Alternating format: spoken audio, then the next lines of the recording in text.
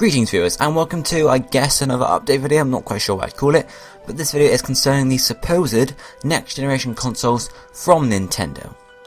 So, guys, first off, you might be thinking, what are you talking about? There's I'm not going to be using a new console for Nintendo. The Wii U's only been out 2 or 3 years, or something like that. I'm not quite sure exactly, but yeah, get the point. Well, to start off, Nintendo's hardware turnaround, like how often it changes the hardware, is actually fairly short compared to, for example, Sony and Microsoft. For example, Sony and Microsoft will stay with the PS3 and the Xbox 360 for what? 4, 5, 6 years? I'm not sure of the exact time or total, but it is a long time, whereas Nintendo's a bit quicker. They like to change things up a bit more often. And also concerning the fact that the Wii U's not really doing as well as hoped, they might be thinking of possibly just refreshing, getting rid of the Wii U, scrapping that idea, and just sort of getting some new hardware out there and trying to make that more popular than obviously the Wii U was. Because the one thing we know, the Wii U has been really suffering. They've been losing loads of money on it, and on the other side, the 3DS has actually been doing quite well. I think it's been doing better than the PlayStation Vita, actually, which is pretty cool. Don't quote me on that, but I think that's about right. So they might be thinking, okay, let's move away from the Wii U and sort of, focus on sort of, the handheld side, which I'll explain more in a minute. Well, how does this relate to me and my channel, I guess you could be asking? Well, because a few weeks ago I covered the Pokemon Plus and Minus rumours, if you guys will remember that. There were rumours of new Pokemon games being in development, and some quite weird ideas in there. For example, sort of mentions of a terminal and a handheld and stuff like that. And I was speculating, is this related to the Wii U or something else, or is it like 3DS and Wii U sort of combined? But it's actually may shed some more light on it. So apparently the new console Nintendo is working on is the Nintendo Fusion, or actually Nintendo Fusion Terminal and Nintendo Fusion DS. Now, this is quite an interesting idea. It's basically one console, but I think they're probably going to, if it's real, they will probably be able to purchase separately. But the way it is, obviously, if it is, sort of bundled together, you have the terminal, which is sort of your console, and then your Fusion DS, which is sort of your handheld. This is putting more focus on the handheld. It's not just saying you're buying the console for using on the TV. It's saying you're buying a console for use on the TV, but you can also use the handheld as well. So when you're not at your TV, you can still play the games and stuff like that. Sort of what Sony's doing with the PlayStation Vita and the PS4, except more of a combined, rather than being you can play it on the PlayStation 4 or you can play it on the Vita. But you can this is more like you can play it on both at the same time, I guess. Like you could have the handheld as some sort of controlling device, and the actual sort of things on the screen, and maybe have your screens on the Fusion DS as, I don't know, menus or something like that. Anyway, so let's sort of read some more about it. There's loads of news stories on it, but I will just quickly look. As I pointed out, the Nintendo 3DS was a top-selling console in 2013, so it beat PlayStation Vita. Definitely. I'm not sure if it's just taking into account handhelds there, but yeah, pretty much. So obviously, as I mentioned already, and yeah, Nintendo has recorded loads of losses from the Wii U, and it's already cut its projected 2014 Wii U sales from 9 million to 2.4 million. So that's almost a quarter of what they were actually projecting.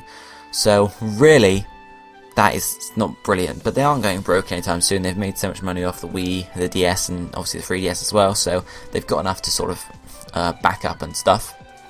So they might, but however, losing a couple of million or billion pounds a year is not fun, so they might be thinking, of course, as I mentioned already, refreshing and combining with the DS to get some more popular stuff coming in.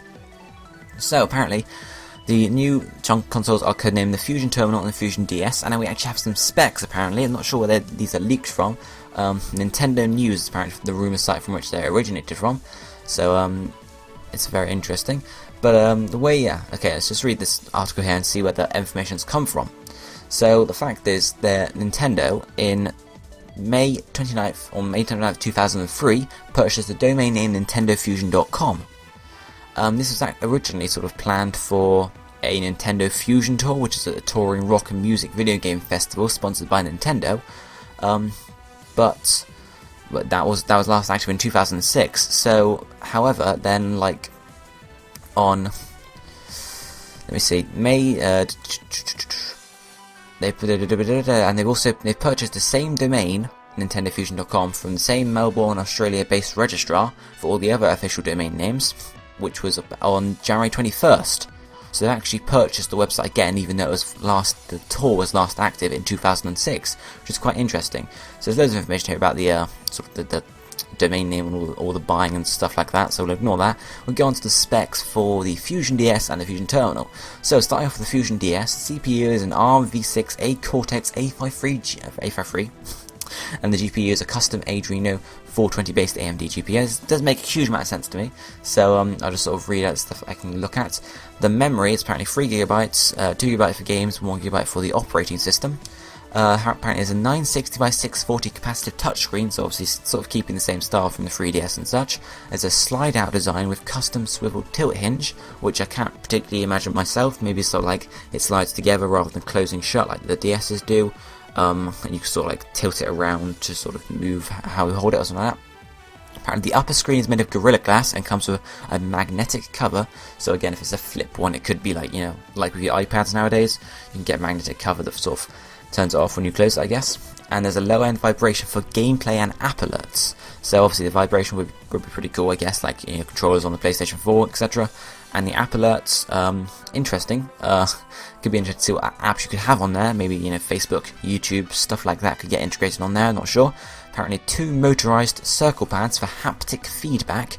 Not quite sure really what those are. I guess the normal circle pads you have on the 3DS, but sort of more like the ones on the PlayStation 3 and 4, where that actually sort of like they can sort of push back. I guess I'm not sure exactly, but. Apparently there's a thumbprint security scanner with pulse sending feedback. This is one of the things that makes me think this isn't a real rumour, because a thumbprint scanner really, the only thumbprint scanner that's really popular at the moment is on the 5S.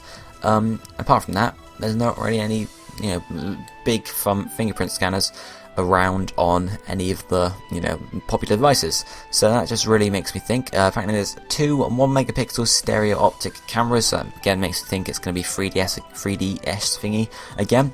There's a multi-array microphone, which is a given. Obviously the normal buttons, A, B, X, Y, the D-pad, L and R, and then the 1 and 2 buttons, so I guess it's like select and start, etc. There's also a 3-axis tuning fork gyroscope, 3-axis accelerometer, and a magnometer. So they're all just stuff like makes it move when you move your DS, it puts feedback into the game and such.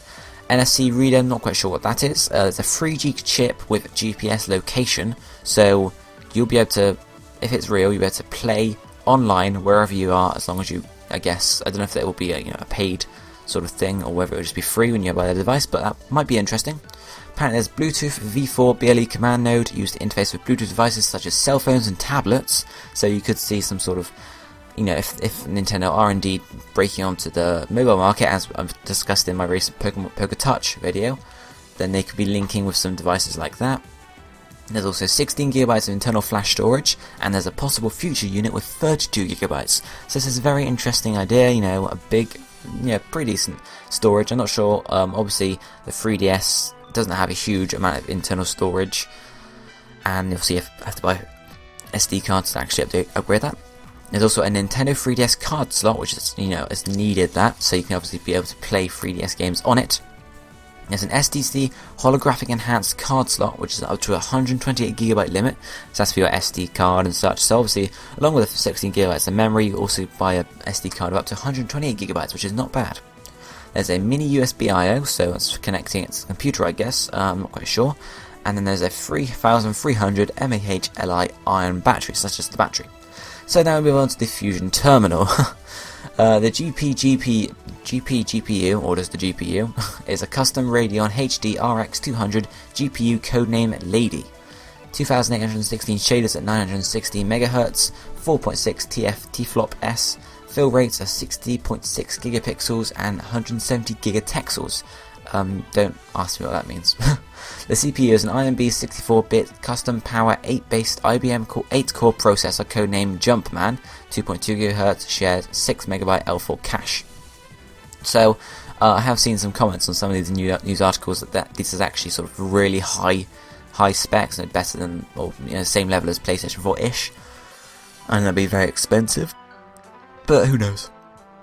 There's also a co-GPU, so I guess that's a backup one. IBM PowerPC 750 based 1.24 GHz tri-core co-processor, codename Hammer.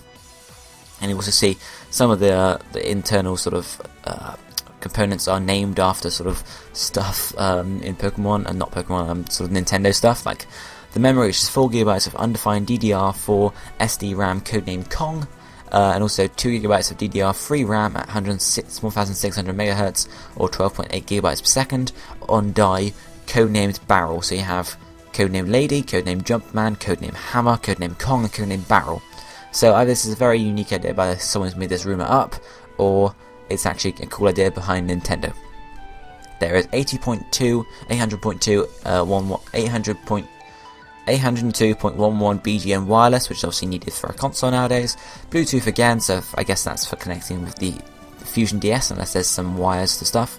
2 USB 3.0s, 1 coaxial cable input, 1 cable card slot, 4 custom stream interface nodes with up to 4 Wii U gamepads, so obviously you'll be able to use the gamepads on the Wii U with the Fusion terminal, so interesting idea there. Versions with a disk drive, play Wii U optical disc, 4 layers maximum, Fusion holographic versatile disc, and Nintendo 3DS card slots. So you'll be able to play Wii U games and 3DS games on the terminal, which sounds very interesting indeed. There's a 1 HDMI 2.0 1080p by 4K port, so that's for connecting to your TV obviously, which are nice 1080p there. There's a Dolby True HD 5.1 and 7.1 surround sound, which is needed. Inductive charging service for up to 4 Fusion DS's or IC Wii Remote Plus controllers, so obviously nice charging station there for your DS, and obviously the Wii U Remote Plus controllers as well, so you'll also get to use the Wii U controllers for this. It's very interesting. There are 2 versions. There's a disc slot version with 60 gigs of internal flash storage and a diskless version with 300 gigs of internal flash storage. So I guess you buy one if you're going to buy the discs, and you buy one if you're just going to download the stuff, because obviously the second one doesn't have a disc slot. So apparently the Fusion DS, as I mentioned already, is rumoured to come with dual thumb pads, eliminating the need for a second circle pad extender peripheral. That has been released for the 3DS, and not everyone uses that. It's pretty I don't really know of anyone that uses that actually. And according to the leak, the Wii U gamepad and the Wii U remote will be supported by the Fusion terminal, so interesting there. So yeah, this is a very interesting idea, a hybrid console. I guess they tried to do that with the Wii U when they first released that, sort of like the Wii U is similar to the 3DS, the gamepad at least, so they were hoping people would see that and think, yeah, this would be pretty good, but it's not obviously risen to their standards. They might think, okay, let's take this one step further and combine the actual console with our actual 3DS handheld and see how well that does, and that could be a very good step for the company, I think. Now, you might think, okay, so if they're still developing the console, why is this related to Pokemon Plus and Minus, because they were already in development? Well, one big problem with the Wii U is there weren't enough big games to be released upon launch. There were a few, but there weren't too many, and there's still some popular games coming out. I mean, Mario Kart 8 is coming out next month, or March or something like that, some month this year. So obviously that's a big game, and it still hasn't come out for the Wii U after being out for 2 years. And there's been no Pokemon games on the Wii U. There's only been one Zelda game on the Wii U, I think, to my memory. I'm not quite sure, but don't hold me to that. But yeah, there's not been a huge amount of popular games on the Wii U, which is one big problem with them. So they might be thinking, okay, we're developing this new console, let's develop a Pokemon game alongside it, so we can release the Pokemon game on launch of the console. And obviously, because it's a handheld Pokemon game, it would be quite popular, and people would actually buy the console as well. Because I think one thing they've probably seen with the 3DS as well is, as Pokemon X and Y came out, they've released had a lot of purchases of the 3DS beforehand, or obviously the 2DS, which launched alongside Pokemon X and Y. So they might be thinking along those lines, let's get a Pokemon game out on or soon after launch, so we can actually push this console and sort of get it going. When will the release date for this console be? I'm not sure. Looking just at Pokemon and Plus and Minus being the next generation, Generation 7, we can assume it would be this year because Generation 6 is still going, and we'll get a Ruby Sapphire remake this year, or Pokemon Z, or Pokemon X and Y 2, who knows, and possibly next year as well. Or we could see, for example, Pokemon Z releasing September this year, and then Pokemon Ruby and Sapphire remake is releasing March next year, and then Generation 7 releasing the September the year after, which will be the same time as the Fusion consoles are also released alongside them. What do you guys think? That's the question of the day today. Do you think these rumours have any levitation behind them, any force behind them? Do you think they're sort of, the plus and minus rumours were sort of made alongside these rumours, sort of, to make them seem real? Makes both the rumours seem real, or do you think, vice versa, these rumours were developed from the Pokemon plus and minus rumours? Let me know in the comment section below, leave a like on the video, share the video if you want to, and we'll just get some good discussion going about these new Nintendo consoles and stuff like that, I guess. Anyway guys, thanks for watching, I hope you enjoyed the video, and I shall see you next time. Goodbye my friends.